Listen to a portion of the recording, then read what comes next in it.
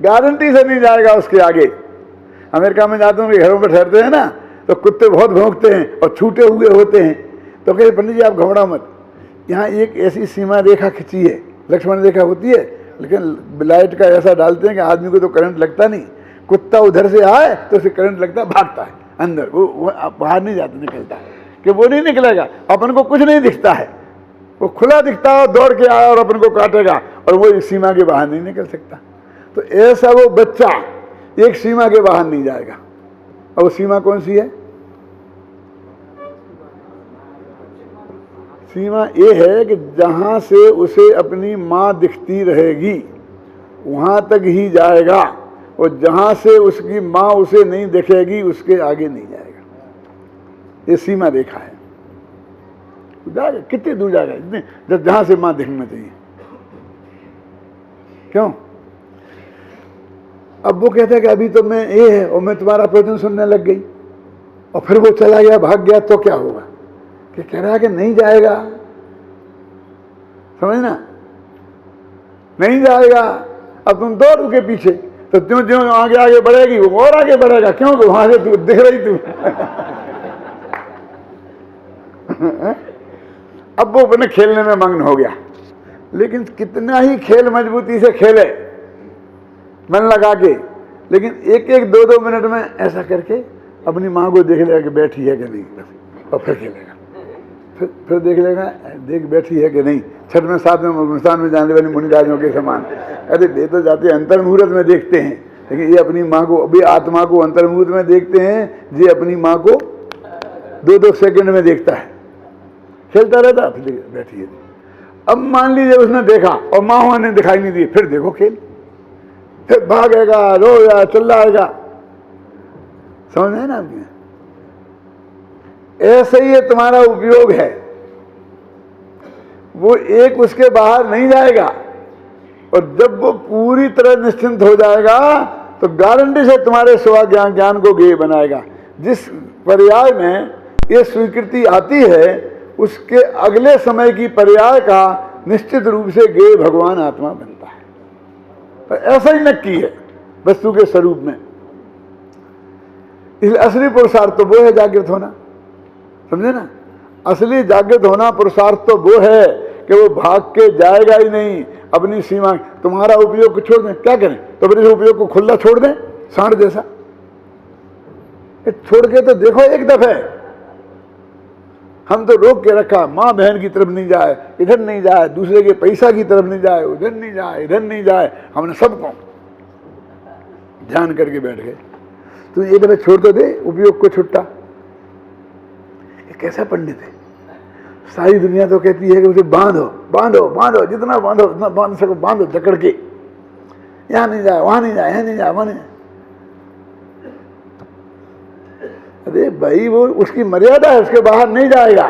क्या है मर्यादा? क्योंकि प्रत्येक समय की ज्ञान की पर्याय का ज्ञेय नक्की है, उसके बाहर नहीं जाएगा। क्या? उसके बाहर नहीं जाएगा। तो जब ये स्वीकृति इसके चित्त में आई तो उसी वक्त ये निर्भर होता है, अन्यथा कोई ना कोई धंधा इसके बाद लगा रहता है, कोई ना कोई धंधा, बस ये करना ये करना ये करना। तो जिनके माथे भार वे डूबे भव भार में, हम तो उतरे पार झोंक भार को भाड़ में।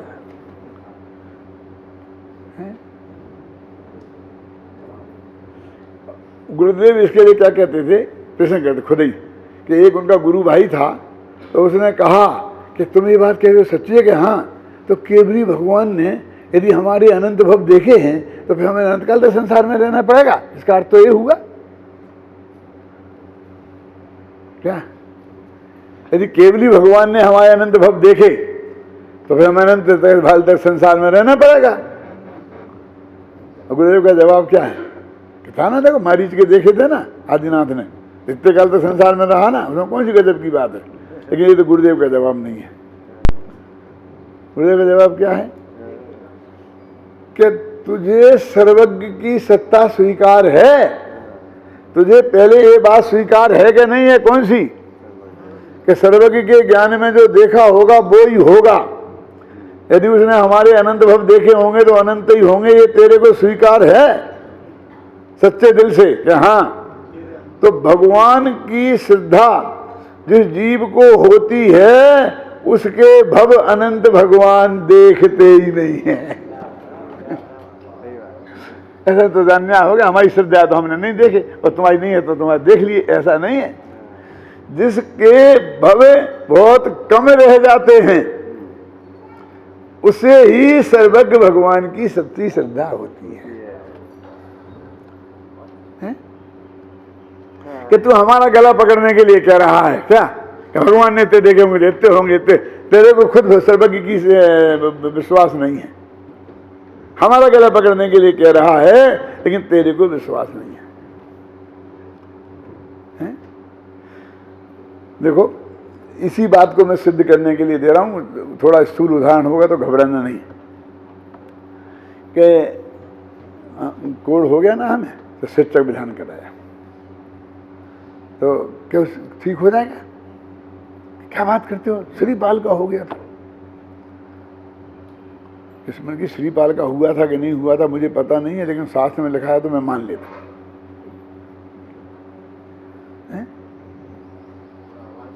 कि तुम्हारा नहीं होगा, कि तुम्हारा नहीं होगा क्योंकि तुम्हें श्रद्धा नहीं है, लेकिन जिसे श्रद्धा है उसका तो हो जाएगा ना। क्यों? तुम्हें तो श्रद्धा पक्की है ना। यदि तुझे सच्ची पक्की श्रद्धा है, हमें तो है ही नहीं, तो हम मुझे 5 लाख रुपया मुफ्त में खर्च थोड़ी करते। क्यों? तो कहा कि भैया सच्ची बता, तेरे को श्रद्धा है तो डॉक्टर के पास क्यों गया था? ये जेब में जो गोलियां रखी हैं ये काय को लेता है? समझ में आई ना? ये होम्योपैथी की गोलियां भी खा रहा है, मेडिकल की भी खा रहा है, आयुर्वेद की दवाई भी खा रहा है, और भगवान के भी लगा रहा है, और गणेश जी के मंदिर का प्रसाद भी चढ़ा रहा है, और मजार पे भी होके आया है। और यदि एक आध में और नया तरकीब बता दूं तो अभी उसे भी अजमावे तैयार है। बोल, ये तुझे यदि वो श्रद्धा है कि उससे ठीक हो जाता है तो फिर क्यों, कहाँ है श्रद्धा? बेवकूफ बनाता है हमें। हम तो बस इतनी सी बात है कि हमें नहीं है और हम स्वीकार करते हैं कि हमें नहीं है, और तुम्हें नहीं है और तुम स्वीकार नहीं करते हो। इतनी सी तो बात है, फर्क क्या है? क्यों? नवोकार मंत्र का जाप करने से मेडिकल कॉलेज में भर्ती होते हैं लड़के, तो फिर काय को जाकर के उसे बीएससी कराते हो, फिर काय को उसे जाकर ट्यूशन लगाते हो, फिर काय को अपने घूस देते हो डोनेशन के नाम पे? क्यों? ये सब प्रश्न क्यों करते हो? साथ में भगवान को भी जब उन्हें भी एक लाइन पे लगा दिया है। चोरों, बेईमानों, घूसखोरों के साथ भगवान भी अपने एक उसी श्रेणी में है। और अपन तो सभी भगवानों को केशवम स्वाशुभम अपन को क्या मतलब, सबको अपने एप्लीकेशन लगा दो, जो हो जाएगा, जो करेगा करेगा, नहीं करेगा नहीं करेगा, हम सबको एक साथ धन्यवाद दे देंगे। तो वास्तव में ये केवल ज्ञान की श्रद्धा, केवल ज्ञान की श्रद्धा का मतलब क्या है मालूम? भगवान सबको जानते हैं, सबको जानते हैं, नहीं है। तेरी हर समय की, हर गुण की, हर पर्याय कब कैसी होगी ये जानते हैं, और तेरी ज्ञान गुण की पर्याय का गे कौन बनेगा ये जानते हैं, और उसमें किसी भी प्रकार का परिवर्तन संभव नहीं है। इसका नाम सर्वज्ञ की श्रद्धा है। और ऐसे दृष्टि व्यक्ति को कोई भी जगत में काम ही नहीं रहता है। इसी के लिए तो काम है। मैंने ऐसी एक पंक्ति लिखी है उसमें बहुत मार में कि लोगों से हम कहते हैं कि भैया यदि तुम गवर्नमेंट सर्विस में होते तो 60 वर्ष में रिटायर्ड हो जाते हैं। महापाप के उदय से तुम व्यापारी हो गए क्या, तो तुम्हारा 80 वर्ष में भी नहीं रिटायर्ड होते हो। समझना मेरी क्या बात, क्या कहना? नहीं पंडित जी ऐसी बात नहीं है, ऐसी बात नहीं है। बस ये थोड़ा सा बच्चा हमारा काम संभाल लेना, बस मैं तो फिर आपके साथ हो जाऊंगा, हैं क्या? तो नहीं ये बात नहीं है। आज तक किसी के बच्चे ने अपने बाप को निश्चिंत नहीं किया है। क्यों? क्योंकि वे बाप निश्चिंत होना ही नहीं चाहते। सच्ची बात है जी। 60 वर्ष का बेटा और 80 वर्ष का बाप। अब बस रात भर नींद नहीं आती बाप को।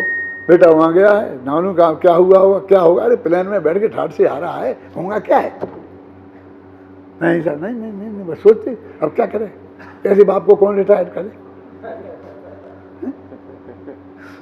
और मैं ऐसे बताता हूँ कि बाप ने सारी जिंदगी में जितने पैसे नहीं कमाए थे अगली बार, बेटे ने 1 वर्ष में उससे 4 कमा दिए, तो भी वो बेटा बाप को मूर्ख ही दिखता है, समझते ही नहीं है कुछ, ये गमाना दे रहे।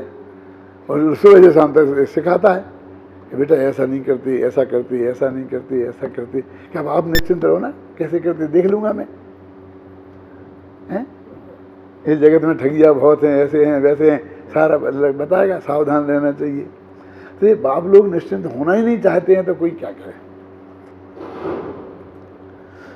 बेटों ने आज तक बाप को निश्चिंत नहीं किया है, लेकिन बेटियां बाप को निश्चिंत कर देती थी। समझ में है क्या काम है। पहले के जमाने में बेटी के 7 फेरे पड़ गए, हाथ पीले हो गए, तो माँ बाप निश्चिंत हो जाते थे। अब आज तो वो रहा नहीं है, न मालूम कब तलाक होगी, फिर आ जाएगी लौट के।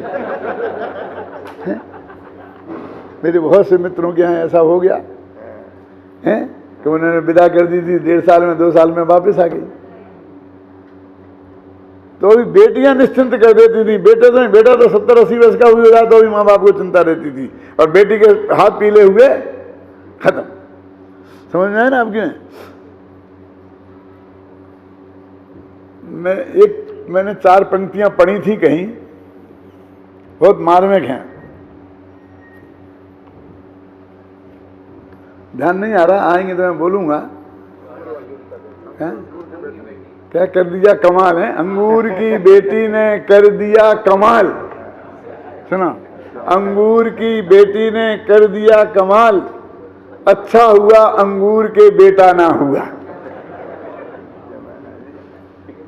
अंगूर की बेटी माने शराब, अंगूर से बनती ना अंगूरी, है ना। तो अंगूर की बेटी ने कर दिया कमाल, सारी दुनिया को अपने काबू में कर लिया। यदि अंगूर के बेटा होता तो क्या होता। तो बेटी ने सारा कमाल कर दिया, तो बेटा होता तो क्या होता। मालूम है कविता किसने लिखी थी? रामधारी सिंह, वो है ना बच्चन, हरिवंश राय बच्चन। ये तुम्हारा बच्चन नहीं, हमारा बच्चन। समझ गए ना। और लिखी थी वो इंदिरा गांधी पर कि ये अंगूर माने नेहरू और उसकी बेटी माने इंदिरा गांधी। और उसने ये कमाल कर दिया कि विरोधी दल के नेता को भी कहना पड़ा कि सारी लोकसभा में एक मर्द और उसका नाम है इंदिरा गांधी। क्या अंगूर की बेटी का मतलब समझे आप? अंगूर की बेटी ने कर दिया कमाल, अच्छा हुआ अंगूर के बेटा ना हुआ। बेटा होता तो क्या होता। तो एक बेटी ही ऐसी है इस जगत में निश्चिंत कर सकती है, और उस बेटी का नाम है क्रमबद्ध पर्याय। मेरी क्रमबद्ध पर्याय किताब में लिखा है मैंने। और दुनिया में कोई निश्चिंत नहीं कर सकता है, क्योंकि जिस द्रव्य की जो पर्याय जिस समय होना है वही होगी। उसको इंद्र और जिनेंद्र बदलने में समर्थ नहीं है। इंद्र के साथ जिनेंद्र को क्यों ठोक दिया? क्यों? इसलिए कि लोग कहते हैं कि भैया इंद्र सबसे ज्यादा ताकतवर है, कि वो नहीं कर पाएगा तो जिनेंद्र कर देंगे। तो जिनेंद्र तो कुछ करते ही नहीं है, क्योंकि वे तो वीतरागी हैं। तो वीतरागी है ना, इसलिए नहीं करते, तो रागी कर देगा इंद्र।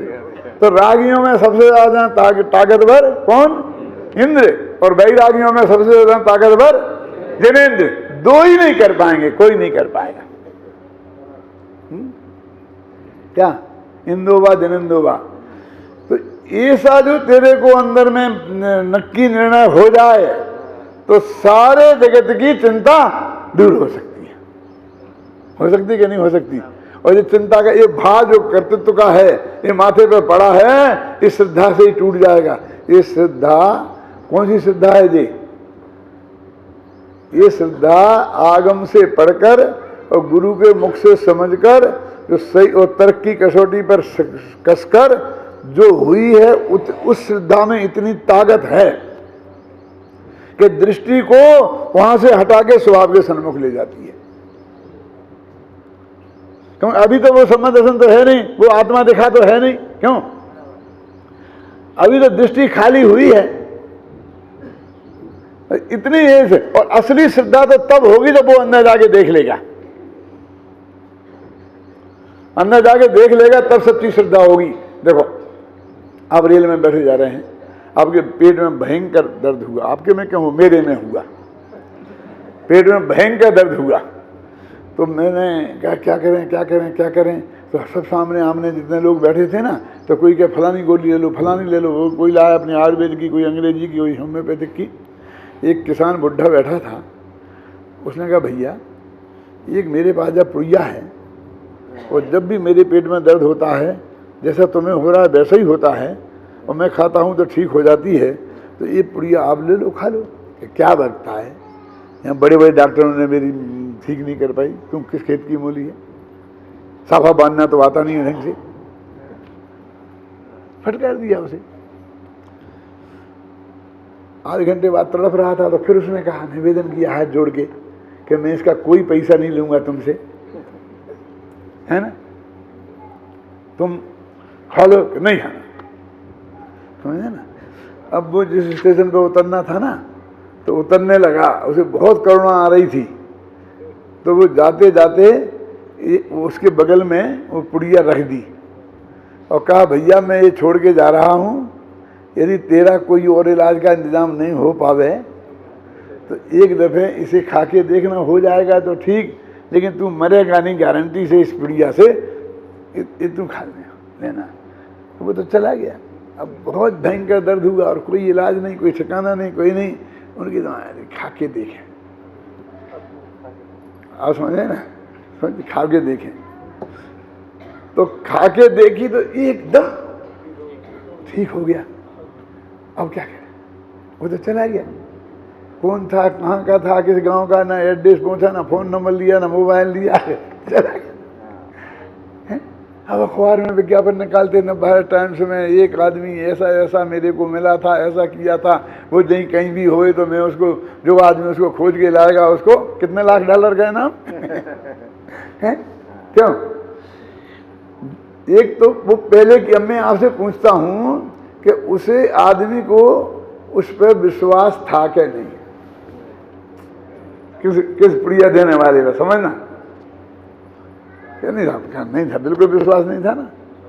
लेकिन मैं कहता हूं विश्वास नहीं था तो पुड़िया खाई क्यों? मरता क्या नहीं करता, कोई सही मरता क्या नहीं करता के हिसाब से विश्वास तो था है? मैंने कहीं ना कोई अंश में तो था ना, ना मामा से काना मामा अच्छा था ना। तो विश्वास के बिना तो पुड़िया खाई नहीं जा सकती, लेकिन जैसा विश्वास खाने के बाद और दर्द कम हुआ वैसा विश्वास पहले नहीं था। तो वो क्या था फिर? विश्वास कहेंगे अविश्वास, कि विश्वास और अविश्वास के बीच में कुछ था। सर्वज्ञ भगवान ने और शास्त्रों में भगवान आत्मा का स्वरूप बताया और उसके हमने जाना और जानकर उस पर विश्वास करके कि जो सर्वज्ञ भगवान ने देखा जाना है वो होगा, कुछ नहीं होगा। जब उसने समझाया था, बहुत क्या ज्यादा तेरे से बहुत देखे, पुरुषार्थ का क्या होगा हमारे, समझा समझा के हम मर गए। क्यों जी? और जब हमारा स्वर्गवास हो जाए और उसके बाद क्यों उसे समझ में आए कि एक पगला ऐसा कहा करता था, लेकिन प्रयोग करके देखें और उसे संबंधन हो जाए तो उसके हृदय में कितनी श्रद्धा और भक्ति उमड़ेगी, आप कल्पना कर सकते कि नहीं? लेकिन पहले जब वो उसने माना तब भी श्रद्धा तो थी, अश्रद्धा नहीं कह सकते उसे, समझ गए ना। ऐसे ही आगम से और गुरु के मुख से सुनकर पढ़कर ये भी श्रद्धा कहलाती है। और इसके आधार से सारे जगत से दृष्टि हट जाती है और स्वभाव में जाती है और फिर वो अतीन्द्रिय आनंद की कणिका जगती है तो वो श्रद्धा पर सील लग जाती है और सम्मत दर्शन प्रकट हो जाता है। तो क्रमबद्ध पर्याय की श्रद्धा में और सम्मत दर्शन की उत्पत्ति में चोली दामन का साथ है। किसी कीमत पर सम्मत दर्शन नहीं होगा क्रमबद्ध पर्याय की श्रद्धा के बिना, क्योंकि दृष्टि इतनी निर्भर हुए बिना स्वभाव के सन्मुख जाती ही नहीं, वो अंदर प्रवेश करी थी नहीं, जरा भी उसका काम बाकी रहा है ना। तो कौन कौन करेगा तुम्हें निश्चिंत? 8 वर्ष के बालक से लेकर 60 से लेकर 100 वर्ष तक के बुड्ढों को कौन करेगा निश्चिंत? बेटा के बेटी। आज तक जितनों को किया है इस क्रमबद्ध पर्याय ने किया है, इसलिए क्रमबद्ध पर्याय की सही श्रद्धा ही पुरुषार्थ है और ये पुरुषार्थ तो इसमें जागृत होता है। आत्मा जो अनंत सुख का कारण है वो उसी का नाम असली पुरुषार्थ है और वो पुरुषार्थ तो जागृत होता है। अब थोड़ी 2-4 तर्क और दे देता हूं, 5 मिनट बाकी हैं। सिद्ध भगवान अनंत सुखी हैं, है ना, और उनमें पुरुषार्थ नाम का एक गुण है कि नहीं है? वीर नाम का गुण है, तो उनमें पुरुषार्थ है कि नहीं है? वे किसी का कुछ नहीं करते, बिल्कुल बदला बदली नहीं करते। हमारे ज्ञान का गे कौन बने इसका भी विकल्प नहीं करते। क्यों जी? वे कुछ नहीं करते फिर भी वे अनंत पुरुषार्थी हैं कि नहीं? अनंत भगवान को तो कह देंगे वे उपदेश देते हैं, सिद्ध भगवान तो वो भी नहीं करते। और यदि वे भी पुरुषार्थी नहीं है, कौन? अनंत वीर के धनी, और जिनके मोक्ष नामक पुरुषार्थ प्रकट हो गया। पुरुषार्थ है धर्म अर्थ काम मोक्ष। मोक्ष नामक पुरुषार्थ जिनके प्रकट हो गया, वे भी पुरुषार्थी नहीं है तो कौन होगा बोलो? अब वे कुछ नहीं करते, तो तुम्हें कुछ करने में पुरुषार्थ लगता है तो हम क्या करें? क्यों? उनके तो पुरुषार्थ का लोप हो जाना चाहिए था ना, लेकिन वे तो अनंत वीर के धनी हैं। जो काम अनंत वीर के धनी नहीं करते हम वो करना चाहते हैं और उसको पुरुषार्थ कहते हैं। पुरुषार्थ अपनी इच्छाओं को की पूर्ति को तुम पुरुषार्थ मानता है। अब वो तो ऐसा पुरुषार्थ तो नष्ट होना ही चाहिए। ये 4 पुरुषार्थ आते हैं ना, धर्म पुरुषार्थ, अर्थ पुरुषार्थ, काम पुरुषार्थ और मोक्ष पुरुषार्थ। तो काम पुरुषार्थ क्या है? क्यों? बच्चे हर साल बच्चे पैदा करते जाना काम पुरुषार्थ है? कि देवांगनाएं भी डिगाने आए, क्यों? और चित्त में विकृति पैदा नहीं हो, ये काम पुरुषार्थ है। बोलो काम पुरुषार्थ क्या है? वो तो कुत्ता बिल्ली के भी होता है, कीड़े मकोड़ों के भी होता है, उसमें क्या है? वो तो विषय वासना है, पुरुषार्थ क्या है उसमें? और अर्थ पुरुषार्थ, ये पैसा कमाना है, धूल का ढेर इकट्ठा करना है, अर्थ पुरुषार्थ है। बड़े पुरुषार्थी हैं साहब ये हैं। हमने देखा है खाने को नहीं था और आज देखो हैं करोड़ों में खेलते हैं। ये अर्थ पुरुषार्थ है? तो क्या है अर्थ पुरुषार्थ? देखो मैं बताता हूँ थोड़ा। एक रास्ते में आप सुबह 5 बजे घूमने जाते हैं, घूमने गए तो यहाँ 10,000 के नोटों की एक गड्डी वहाँ पड़ी थी सड़क पे, किसी की गिर गई थी। अब आपने चारों तरफ देखा कि कोई भी आदमी मुझे नहीं देख रहा है। अब बोलो वो गड्डी को उठा लेना पुरुषार्थ है कि नहीं उठाना पुरुषार्थ है?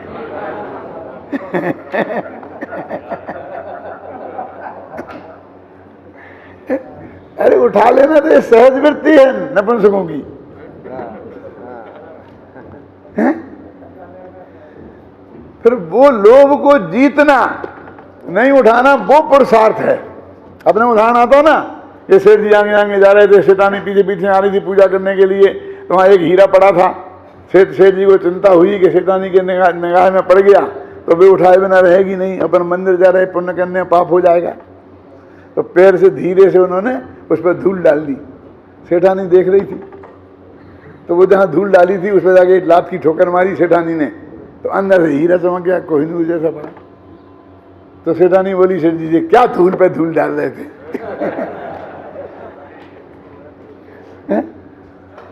मेरा मतलब उस लोभ को जीतना पुरुषार्थ है हैं कि उसको ग्रहण कर लेना पुरुषार्थ है, बोलिए। लेकिन हमारी हालत तो ये है कि अकेले में 10,000 की गड्डी मिल जाए तो हमें पच जाती है। यदि 2-3 दोस्त साथ में हो तो फिर मिल बांट के पच जाती है।